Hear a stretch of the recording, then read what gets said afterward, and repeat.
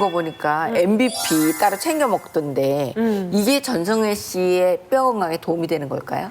저는 선생님 그렇게 생각해요. 저는 이 MVP로 꾸준하게 뼈 건강을 관리하고 있거든요. 이 MVP가 뼈를 형성하는 세포를 활발하게 움직이도록 도와서 약해진 뼈를 튼튼하게 만드는 데 도움이 된다 그러더라고요. 그래서 저는 이걸 매일 챙겨 먹고 있어요. 요 지금 전문가 같았어요. 아, 진짜? 네, 뭐 의사 선생님 같았어요 지금.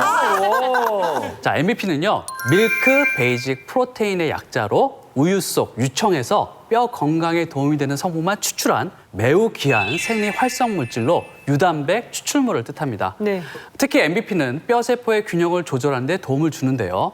뼈 형성 세포의 활성을 높이고 뼈 파괴 세포의 활성을 억제시켜서 구멍난 뼈를 채우기 때문에 다시 튼튼한 뼈를 만드는 데 도움이 됩니다. 실제로 골다공증으로 뼈에 구멍이 생긴 토끼에게 이 MVP를 투여하고 48시간 동안 지켜본 결과 뼈 세포 간의 균형을 조절해서 뼈에 난 구멍의 크기와 개수가 모두 줄어든 걸 확인한 연구가 있었고요. 또 사람을 대상으로 한 연구에서도 평균 21.3세의 여성에게 6개월간 MVP를 40mg씩 꾸준히 섭취시켰더니 대조군에 비해서 골밀도가 12배나 높아진 것으로 나타났다고 합니다. 근데 선생님 저는요 MVP가 뼈에 좋은 거라고 그래서 먹었는데 우유에서 추출한 건 몰랐거든요. 왜 손자들 보면 어른들이 키 빨리 크라고 뼈 튼튼하게 하고 싶으면 막 우유 부지런히 먹으라고 그러잖아요. 네네네. 그게 틀린 말이 아니네요. 뭐 틀린 말은 아니지만 또 맞다고도 하기도 힘듭니다. 아 그래요? 자, 뼈 건강에 도움이 되는 기능성 성분만 골라서 만든 만큼 우유에서 얻을 수 있는 MVP의 양이 매우 적습니다. 우유 속에서 얻을 수 있는 MVP의 양은 단 0.005% 정도로 극미량이고 생체 기능에 큰 영향을 미치는 생리 활성 물질입니다. 우리가 0.005% 이렇게 얘기하면은 솔직히 그래도 뭐 먹으면 되지 뭐 열심히 많이 먹으면 되지라고 혹시 생각하실까 봐 제가 막 이렇게 계산을 해보면요. MVP 하루 권장량을 우리가 우유를 마셔서 다 채우려면 하루에 130잔을 드셔야 돼요. 130잔. 그러니까 그걸 매일매일. 그러니까 성진 씨 MVP를 섭취하셔야 되는데 그걸 우유로 막 먹으려고 130잔을 뭐 하루 정도는 먹을 수도 있겠다. 그죠? 그러시면 안 돼요. 아시겠죠? 무리하시면 안 됩니다. 드실 분이에요, 드실 분이 아니에요. 알콩달콩 시작한 이후로 저희 이제 가운도 바꿨습니다. 그만큼 몸에 좋다고 너무 과하게 먹는 건 오히려 독이라고. 그렇죠. 예, 맞습니다. 그 뼈 건강을 챙기겠다고 칼슘 섭취를 많이 하시게 되면요. 그 혈중 칼슘 농도가 급격하게 올라가게 되고 그러면 우리 몸의 칼슘 농도를 맞추기 위해 오히려 뼈 속에 있는 칼슘을 소변으로 배출을 시키게 됩니다. 예, 그렇게 되면 오히려 칼슘이 빠져나가서 뼈 건강이 안 좋아지게 되는 거죠. 게다가 칼슘을 지나치게 많이 섭취하게 되면 심근경색과 같은 혈관 질환 위험이 발생하기 때문에 주의가 필요합니다. 자, 그래서 저희 알콩달콩 시청자 여러분들을 위해 새로운 정보를 알려드리는 코너가 있죠. 맞습니다. 저희 알콩달콩의 자랑이죠. 네. 건강 상식에 대한 오해와 진실을 재미있는 토론으로 풀어주는 분들입니다. 네. 찐남매 나와주세요. 네, 강성진 이선진의 찐남 끝장 토론. 네, 찐남매 끝장 토론 첫 번째 주제는요. 식이섬유 과다 섭취는 골다공증을 악화시킨다입니다. 식이섬유. 식이섬유 우리가 얼마나 많이 먹으려고 노력을 하는데 아무리 많이 먹어도 몸에 해로울 게 없다. 이게 바로 식이섬유. 그리고 많이 섭취를 해도 전부 제가 알기로는 배출이 돼요. 바깥으로 다 나가기 때문에 만약에 많이 먹어서 탈이 난다고 해도 저는 솔직히 뭐 장이랑 관련이 있지 이게 무슨 뼈랑 관련이 있다라는 생각은 글쎄요, 저 들어본 적이 없는 것 같습니다. 식이섬유는 아무리 많이 먹어도 골다공증을 악화시키지 않는다. 조금 전에 저희 집 가훈이 뭐라고 했죠? 이거 지나치면 탈이 나게 돼 있습니다. 아무리 몸에 좋은 거라도요. 예, 많이 먹으면 탈이 날 수밖에 없어요. 게다가요, 식이섬유를 많이 먹으면 다 배출된다고 말씀하셨잖아요. 네. 그 말인즉슨 뼈에 가야 하는 영양분도 배출이 된다는 건데 그럼 뼈 건강에도 당연히 영향이 가지 않겠어요? 예. 그래서 저는 식이섬유 과다 섭취를 하면 골다공증을 오히려 악화시킨다고 생각합니다. 저도 정답이 되게 궁금하네요. 선생님 답이 뭔가요? 이래서 가운이 중요합니다. 아하. 네, 심지어 그 원인까지도 정확하게 말씀주셨어요. 자, 식이섬유를 과도하게 섭취하게 되면 철분이나 아연 등 이 필수 미네랄과 비타민 A 등 이런 지용성 비타민이 네. 몸 밖으로 오히려 배출이 되게 됩니다.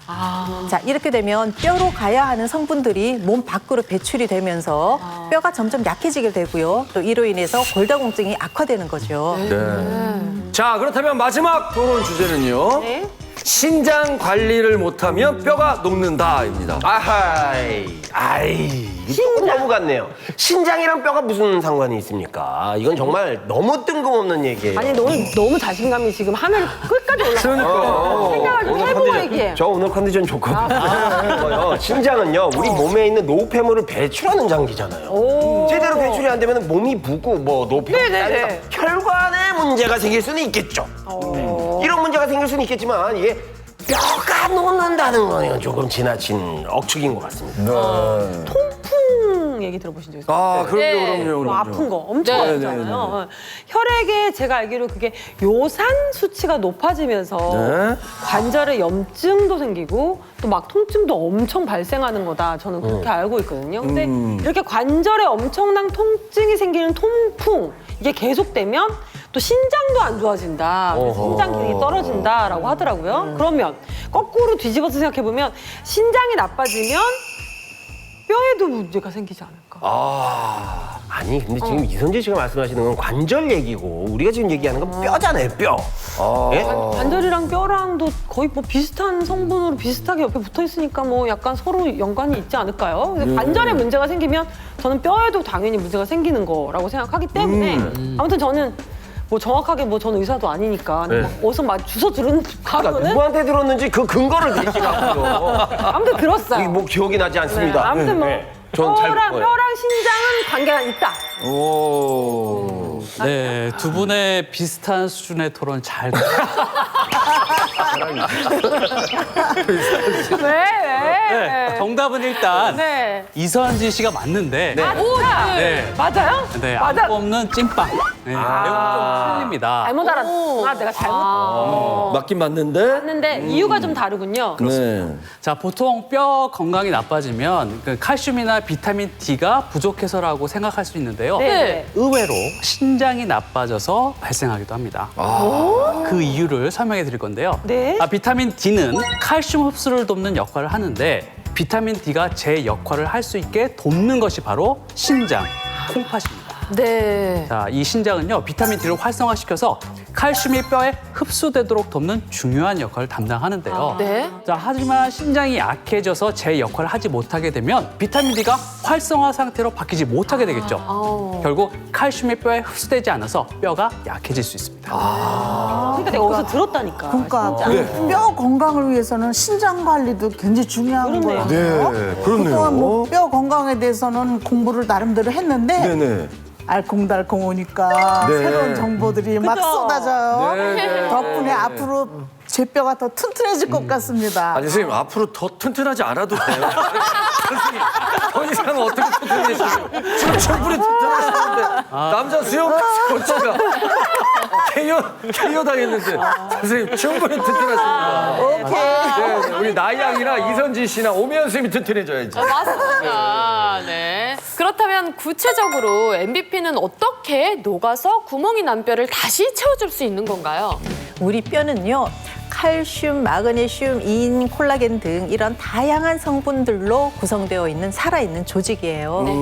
자, 오래된 피부 세포가 벗겨지고 또 새살이 올라오는 것처럼 뼈도 오래된 뼈 조직은 파괴시켜서 녹여내고 네. 또 새로운 뼈를 만드는 재형성 과정을 거치면서 유지가 되는데요. 네. 문제는 뼈를 형성하는 속도보다 뼈를 파괴하는 속도가 빨라지게 되면 구멍이 점점 늘어나면서 뼈가 약해지고 네. 또 골절이 발생돼도 뼈가 잘 붙지 않게 된다는 거죠.